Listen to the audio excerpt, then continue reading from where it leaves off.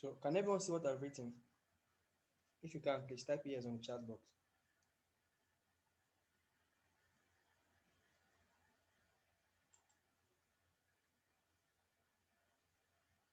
Okay.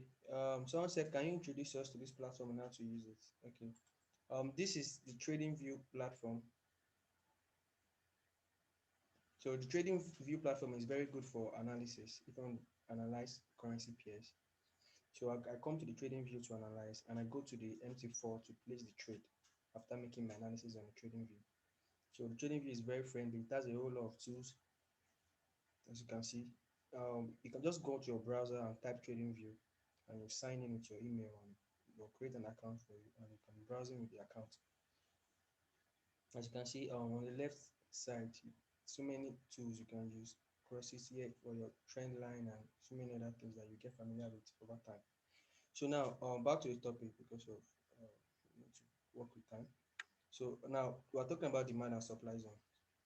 So demand zones are also known as support zones. In the forex market, what we do in the forex market is to buy and sell. We look for buy and sell opportunities. That's what we do there. So, and we buy at the demand zone and we sell at the supply zone. So the demand zone is also known as support, and the supply zone is also known as resistance. So I'm sure some of you are familiar with that. And we also have major and minor demand zones. We also have major and minor supply zones. So we look for buy entries at the major demand zones, and we look for sell entries at the major supply zones. So now let me let's do this. So now let's assume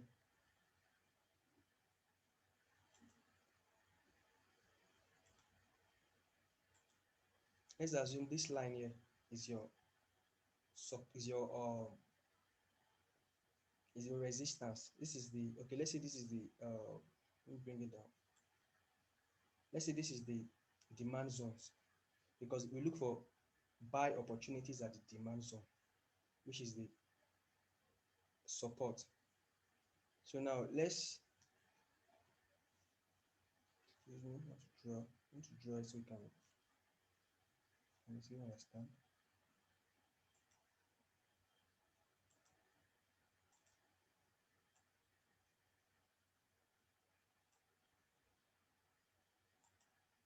So you guys don't mind my drawing. Don't mind it. Mm.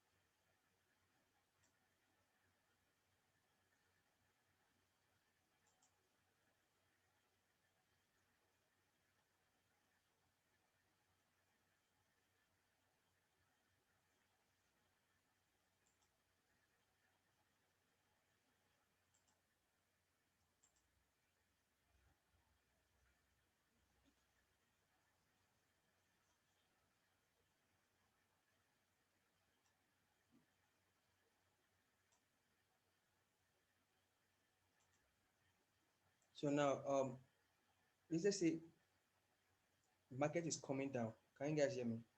So let's say the market is coming down. It's coming down. It's coming down. When it gets to this demand zone, you will notice a big rejection. How did you get to this Hello? yeah, how did you get to this the trading view? I'm on trading view now. Everything is market supply, market summary, editor speak, blah blah blah. This edit page where you are editing and typing. How did you get there? Okay. I just I minimized the chat, so I started typing on the free side. Do you understand? I minimized the chat. Hello? Do you understand? I'm with you. Okay. So let's Um, listen to me. I'll answer the questions after the class. All right, please bear with me. I'll oh, answer okay, the all right. questions after the I class. I was hoping I was able to follow. I'm with you. All right. Okay. So sorry, I'll have to mute you though, so that the No, everything will. I'm Okay, okay, that's cool.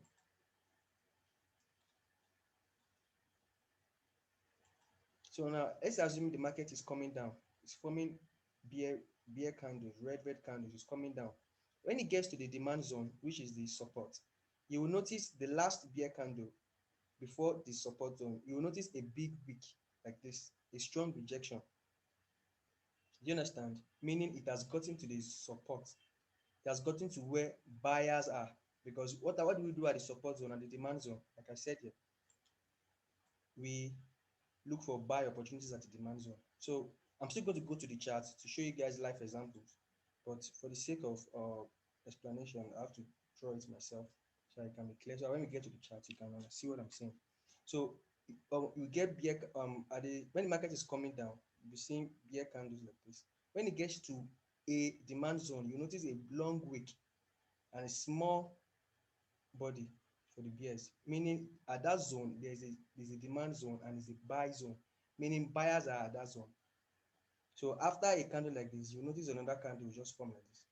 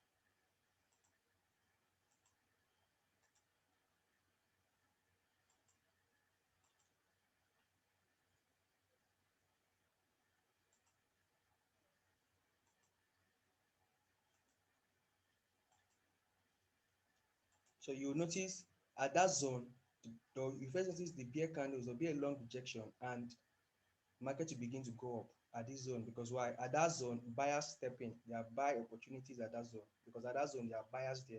That is why at that zone, sellers lose their power and buyers step in. Do you understand?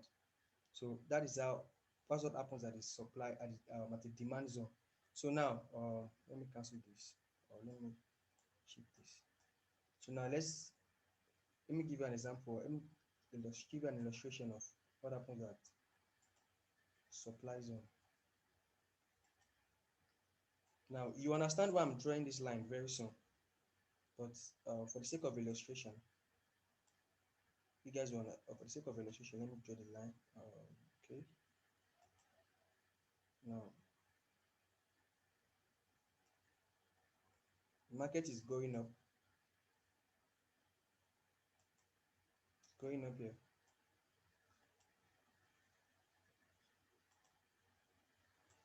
Market is going up.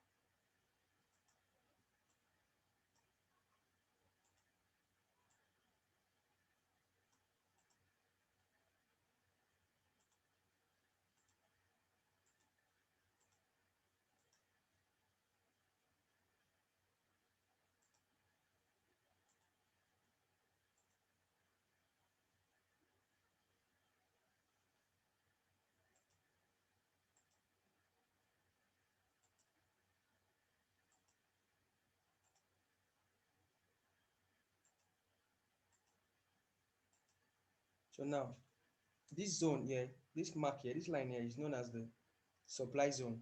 Like I said, the supply zone is also known as the resistance. That is the zone for the sellers. That means anytime the market moves up and it gets to the supply zone, sellers step in and the market begins to sell. So how do you notice? You notice first, you notice that the bullish candle will begin to diminish in size. The size will begin to reduce, and the wick there'll be a long rejection, like the one I did, like the one I drew here at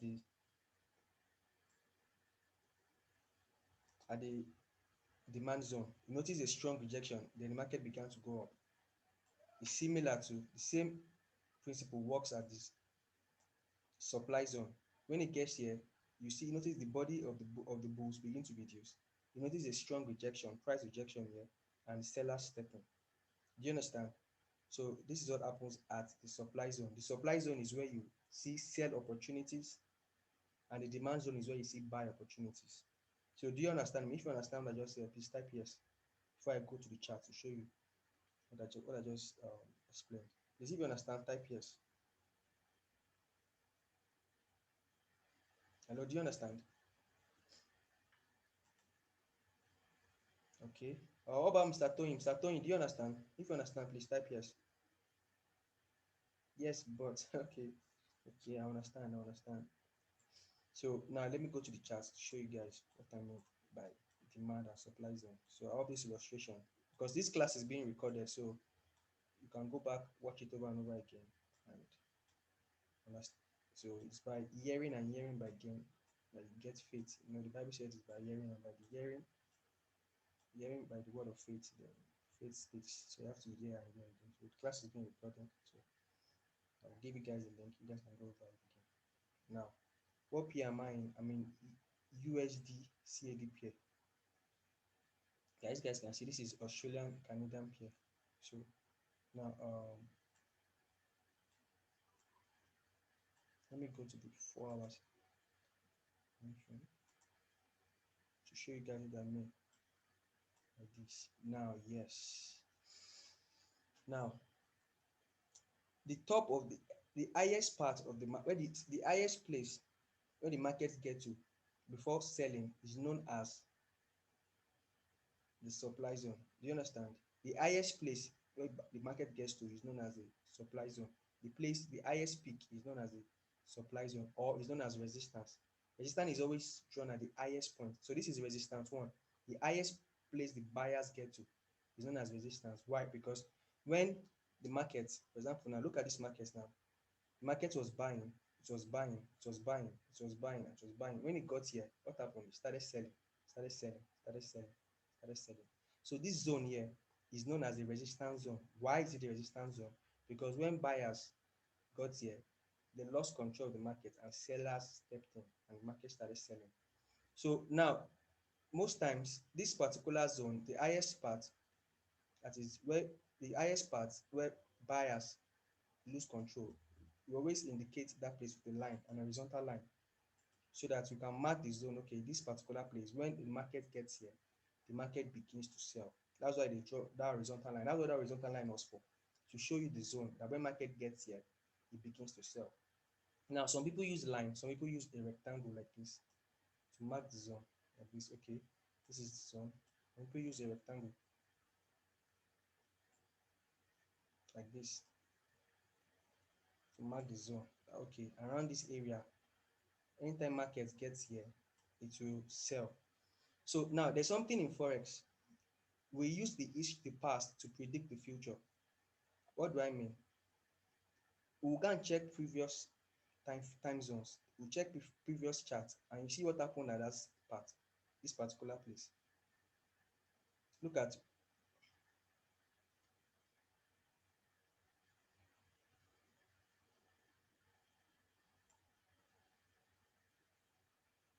yeah. Look at this particular zone.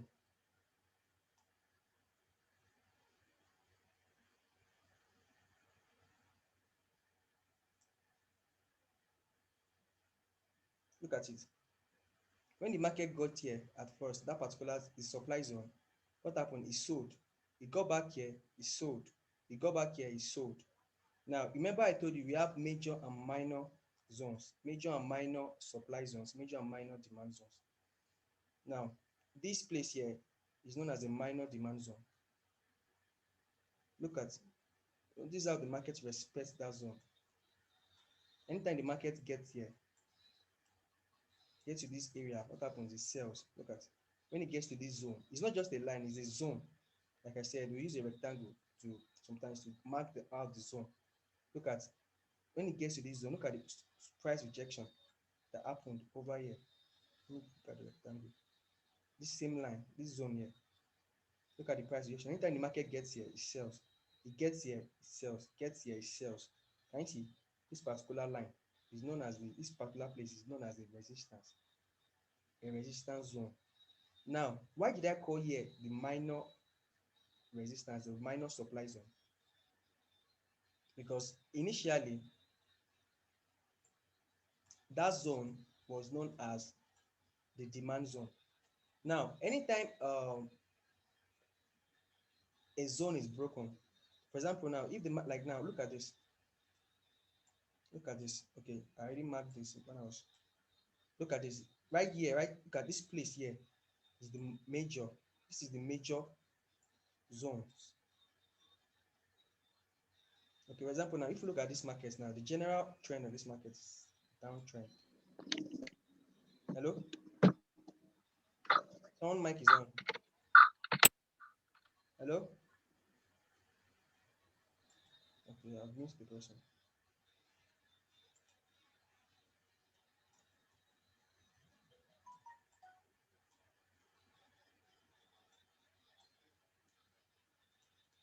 Now this zone, you can have plenty demand zone because, like I said, and plenty supply zone because a zone is a demand zone is where the market buys and a supply zone is where the market sells. Now here is a supply zone. You can also take an horizontal line to mark it out for reference sake, or you can draw a triangle like this to mark it out like this. Now we know that anytime market gets to this zone, what happens? It sells. Anytime it gets to that zone, it sells. Now this is for the supply. This place is the major. This is the major because this is the highest peak the market has gone to. So this is the major resistance zone. And ever since the market has not gotten to this height, this is the major zone. Look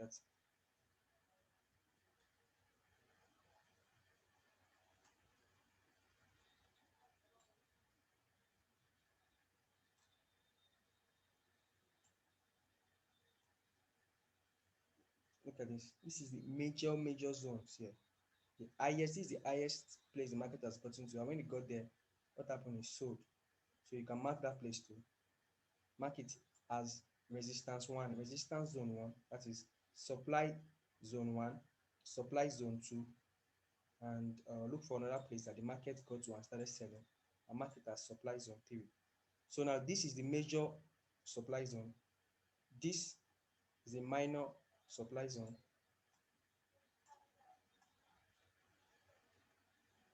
And this other part that we marked here is a minor supply zone because anytime the market goes there, sell. Now, this place that's for the supply zone. Now, the demand zone is where anywhere the market gets to and it begins to buy. For example, now here, right here, this is the demand zone.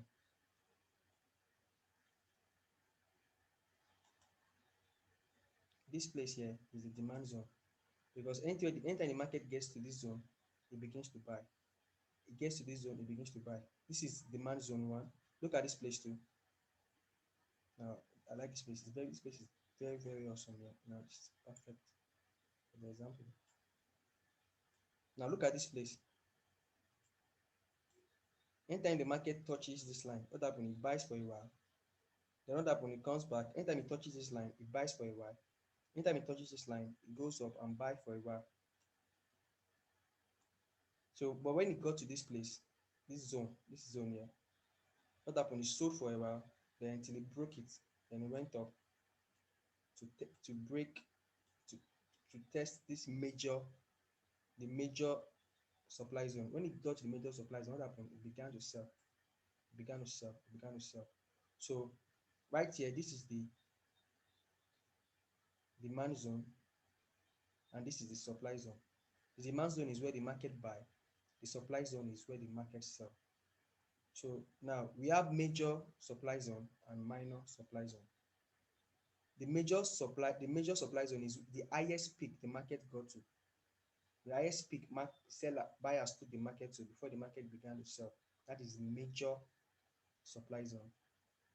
And the major demand zone is the lowest place sellers took the market to before the market began to move in the uptrend, before the market began to buy aggressively.